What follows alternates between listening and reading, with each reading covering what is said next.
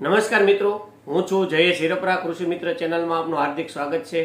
આજે વાત કરવાની છે કે આંબાના પાકમાં આવતા રોગ વિશેની. આમ જોઈએ તો કે જે ફળ ફળાદી કોઈ પણ પાક હોય એમાં રોગ અને જીવાત ઘણા બધા આવતા હોય છે.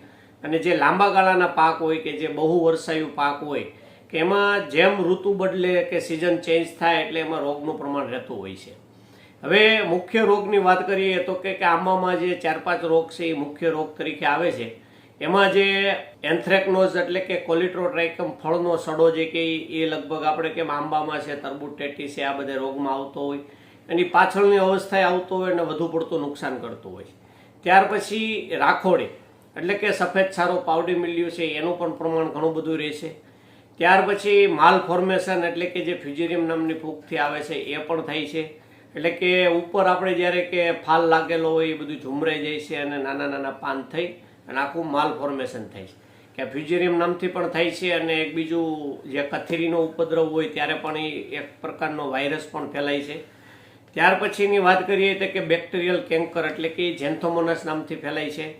ત્યાર પછી ડાયબેક એટલે કે ડાળીનો પાછતરો સુકારો કે જે આમાં રેગ્યુલર પ્રુનિંગ ન કરવામાં આવે એટલે કે રેગ્યુલર ડાળીઓ કાઢવામાં ન આવે તો ડાયબેકનો પણ ઉપદ્રવ વધતો જાય છે.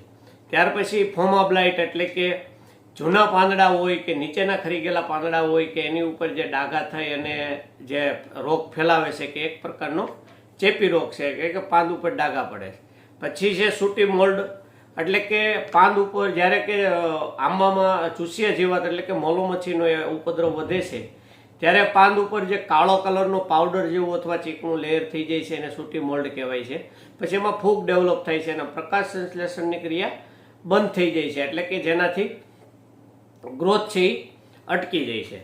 ત્યાર પછી ગમોસિસ એટલે કે ગુંદ જેવું નીકળતું હોય જ્યારે ભેજનું પ્રમાણ વધી જાય છે, તાપમાન ઘટી જાય છે અને નાઇટ્રોજનનું પ્રમાણ વધી જાય છે ત્યારે ગુંદ જેવું આપણને એમાં નીકળતું હોય છે.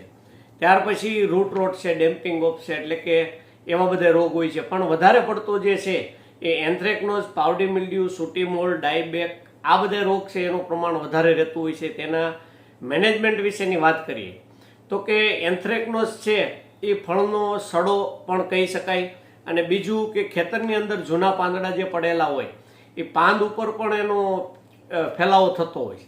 એટલે વાત એવી આવે છે કે બને ત્યાં સુધી જે ખેતર છે એ ચોખ્ખું રાખવું. જેમ કે આ પાનખર ઋતુ પૂરી થાય અને પાંદડા જે આંબાના ખરેલા હોય એ પછી ખેતરમાં કાં રોટાવેટર મારી અને ભેળવી દેવા પડે અથવા ખેતરમાંથી ક્યારા ફરતેથી પાન છે એ બધા લઈ અને બહાર આપણે એક ઢગલો કરી અને હેડવી અને પછી આપણે એને પાછો ખાતર તરીકે ઉપયોગ કરી શકાય. એના એ જ પાંદડા જો આપણે ખેતરમાં રહેવા દઈએ તો એની ઉપર આ એન્થ્રેકનોઝ છે કે સૂટી મોલ્ડ છે કે બીજા પ્રકારના રોગ એમાં ઉત્પન્ન થઈ અને જ્યારે કેરી પાકે છે ત્યારે કેરી ઉપર એનું ઇન્ફેક્શન તરત લાગે છે. આનું પ્રમાણ જ્યારે ભેજવાળું વાતાવરણ થાય, તાપમાન નીચું જાય ત્યારે આનું પ્રમાણ વધારે હોય છે. બીજું કે જ્યારે પરિપક્વ અવસ્થાએ એટલે કે કેરી મોટી થઈ જાય અને કેરી પાકવા ઉપર આવે ત્યારે જો ભેજનું પ્રમાણ વધી જાય, ઝાકળનું પ્રમાણ રહેતું હોય તો ત્યારે પણ આમાં એન્થ્રેકનોઝ ફેલાતો હોય છે. આના માટે આપણે કોઈ પણ સિસ્ટેમિક ફૂગનાશક ટ્રાયસાયક્લેઝોલ છે, ટેટ્રાકોનાઝોલ છે, ટેબુકોનાઝોલ છે એનો ઉપયોગ કરી શકીએ. બીજો રોગ જે છે એ ડાયબેક એટલે કે ડાળીનો સુકારો, પાછતરો સુકારો જે આપણે એનું પ્રમાણ પણ વધારે હોય છે. પણ આના માટે આપણે રેગ્યુલર કે મહિને 2 મહિને છે કે એ પ્રુનિંગ કરવું પડે એટલે કે કટિંગ કરવું પડે કે જે ડાળી સુકાય છે એને સારી ડાળી 1 ઇંચ 2 ઇંચ સુધીથી કાપી અને તે જ દિવસે કોપર ઓક્ઝીક્લોરાઇડ અને ટ્રાયસાયક્લેઝોલ અને એક એન્ટીબાયોટિક આ 3નો સ્પ્રે કરી દેવાના આવે છે તો એમાંથી આગળ વધતું નથી. જુલાઈ ઓગસ્ટ મહિનો જ્યારે હોય છે, ચોમાસાની શરૂઆત થાય છે ત્યારે ડાયબેકનું પ્રમાણ દરેક પાકમાં વધારે હોય છે. તો એ અવસ્થાએ તો ખાસ ધ્યાન રાખવું. પછી આપણે 2-3 મહિને આપણે એકવાર પ્રુનિંગ કરીએ તો પણ ચાલે, પણ જુલાઈ ઓગસ્ટમાં આપણે ખાસ આંટો મારતો રહેવો પડે. ત્યાર પછીની વાત કરીએ કે પાવડી મિલ્ડ્યુ. પાવડી મિલ્ડ્યુ છે એ એક પ્રકાર સફેદ સારો છે. સફેદ સારાના નિયંત્રણ માટે જ્યારે ઠંડીનું પ્રમાણ વધે છે અને સૂકું વાતાવરણ થાય છે ત્યારે આનો ઉપદ્રવ વધે છે.